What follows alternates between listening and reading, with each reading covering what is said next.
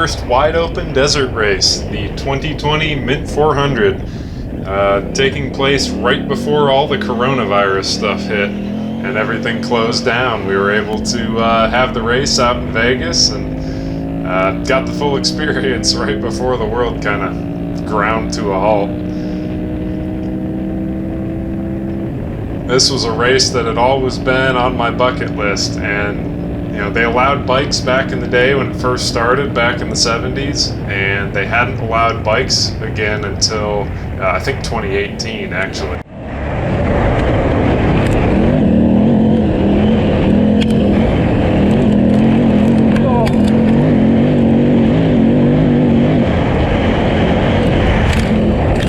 I wanted to make sure I got out there and was able to do it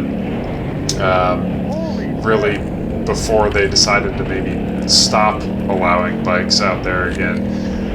And the 950 just seemed like a great fit for it. I'm not racing for points in a series or anything, so it really didn't matter how well I did.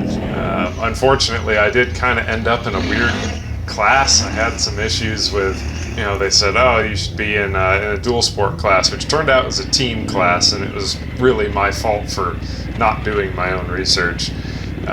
So I was racing the team dual sport class, which was full of people on plated KTM 500s pretty much, and I wasn't a team, it was just me. So got to do 2 laps of a nearly 100-mile course out in the desert. I definitely want to go back and do it again, and I would probably sign up for Open Sea or something if I was on the 950 again. It would be really interesting to see how I would do stacking up against other people who weren't riding on a team, who weren't swapping off riders, 3-4 times a lap. Make gravity your friend. There was also a hooligan enduro class, which was pretty darn cool, right? That's what I wanted to be in. But it was all like converted street bikes. It was sponsored by Harley Davidson. So a bunch of bikes that had, dirt bike suspension grafted on, and there's a couple Ducati scramblers too that were hauling out there. But they said, no, the 950 is too much of a dirt bike. It was a dirt bike from the factory, so couldn't do that. But it was still really cool seeing those other big bikes, other crazy guys out there on something other than a 450 thumper. As you can see, tons of whoops. About more than 3/4 of the course was shared with the trophy trucks, which have 2 feet of suspension travel, and all the whoops and rocks and stuff there's no rhythm to it. You're just kind of hitting it and soaking it up and hoping the next one is something you can either skip or roll the back of, and the rhythm was just hard to get. Definitely got scared in the whoops multiple times. I need to learn to keep my weight back, and I had never set suspension up for desert before, and I had maybe gone a little bit too stiff on the back, and so the back end was just skipping along, and it was fine when I had energy at the beginning of the race, but 4 hours later it was beating me up pretty good. The 950 flat out ripped out there in the desert. It was a blast. The conflict suspension did really well, aside from the snafus of adjustment that I mentioned. That's my own fault for doing it wrong. On the dry lake beds, you can see that dust cloud up there. On the dry lake beds, that 950 pulled. The gauge said, and it's a Trail Tech, it's a GPS Trail Tech Voyager Pro. The actual display said like 108, I think. The GPS tracker that I had with me, and actually the GPS track that it recorded, said 116. But the 950 passes dirt bikes like nobody's business. I was getting scared that I was going to hit something out there and maybe not be able to recover it. It's a big, heavy bike. There's no money in it for me. I'm out there to learn and have a good time. 950s are super thirsty bikes, and all the whoops, the endless whoops, meant that, you know, I was having float bounce issues that everybody complains about with these things. And I've set mine up so it doesn't do the stalling thing, but it still burns a ton of fuel. The bike holds 6 gallons. I was burning 5.5 gallons a lap. 5.5 gallons in like 90 miles. It was just running pig rich the whole time.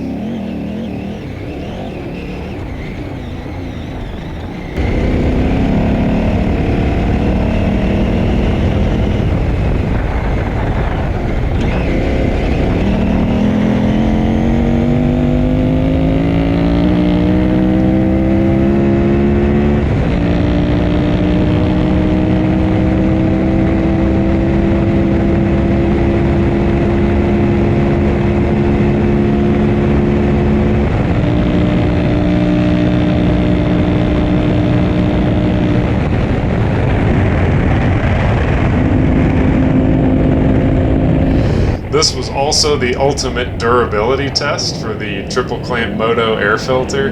I did have the pre-filter on it. Did great. I had no issues with dust getting into the engine. It was kept everything going just fine. And honestly, you know, the 950 has 90,000 miles, or I was just below 90,000 miles at the start of the race. Actually, at the end of it too. I didn't quite pass 90,000.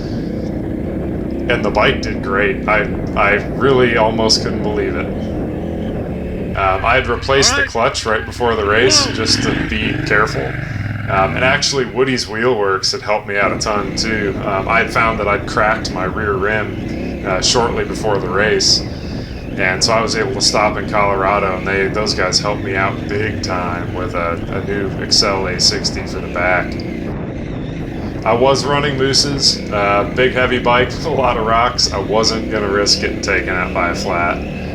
My tire choice would definitely be different next time. I had some buddies say, "Oh, you're running a Tractionator Desert. Oh, it's a hard rubber tire. You're going to have no traction." I didn't really have traction issues, but it definitely could have been better in the sand. Something like a more knobby tire. I don't care how well it holds up as long as it lasts the 200 miles of the race. The front, I had a golden tire fatty on it, the GT216. I like the 216. It's a great tire. It turns out I don't like the fatty so much. Would you like some gas? I would.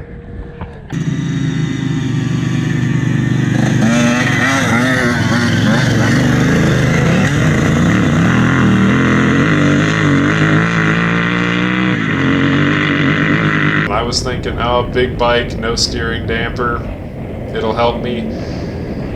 It really took away all my steering feel, and the mooses just don't seem to last with that fatty tire.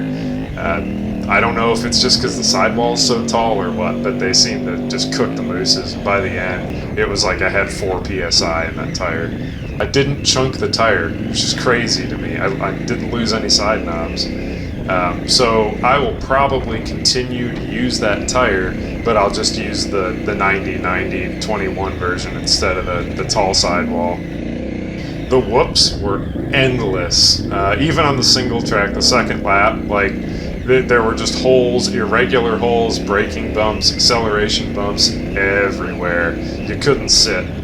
And so by the end, I was pretty tired from trying to wrestle the thing around and just keep my momentum up, just trying to ride smooth, don't use the brakes, don't wash the front end. But I was tired at the end of the race.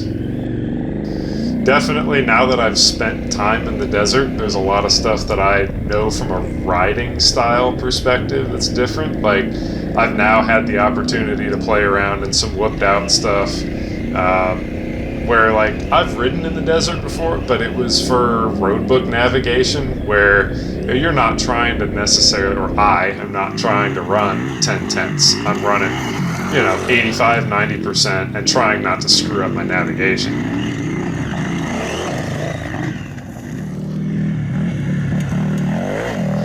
out here trying to go fast, there's some different skills. Mainly keeping the front light, keeping your weight back, skipping whoops, that kind of thing, getting a rhythm.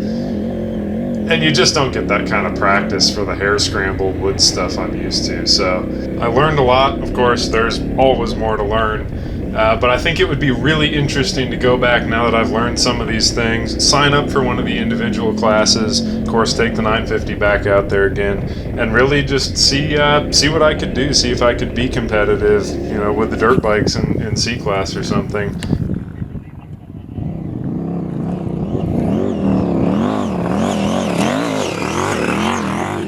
I was extremely happy to have my girlfriend and my parents out there as my pit crew. It's, you know, I've always pitted for myself. It's never been a big deal. But man, in a long race like this, and then when you start sucking down gas twice as fast as you thought you were going to, having a pit crew out there is awesome. So they saved my butt. Brought gas to me at one of the remote pits and made sure I made it to the end. So can't thank them enough. It was great having them there. And I only had one mishap, one actual down, and it was right here.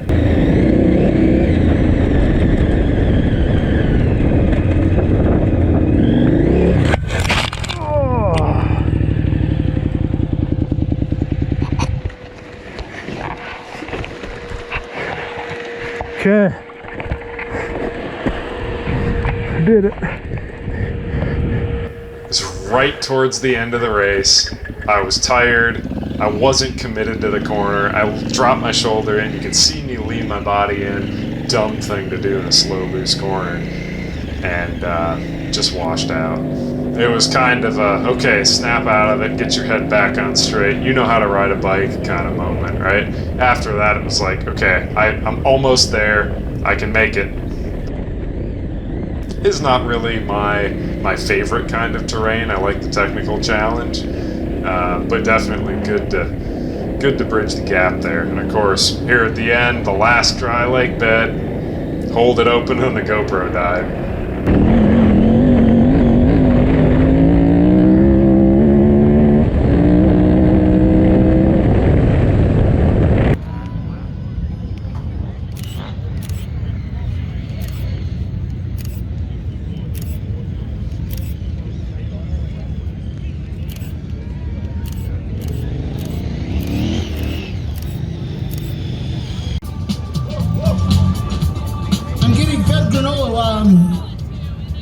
So I might get some on you. What's your name, buddy? Jordan Hubricks. Jordan, congratulations on finishing on this big old tank. Thank you so much. About to turn over 90,000 miles. I thought I was going to hit it. I'm 6 miles short. Oh, man, we'll do a couple loops in the parking lot, man. 90,000 miles on this big KTM adventure bike. Looks like you got a couple beauty marks on her, too, from today.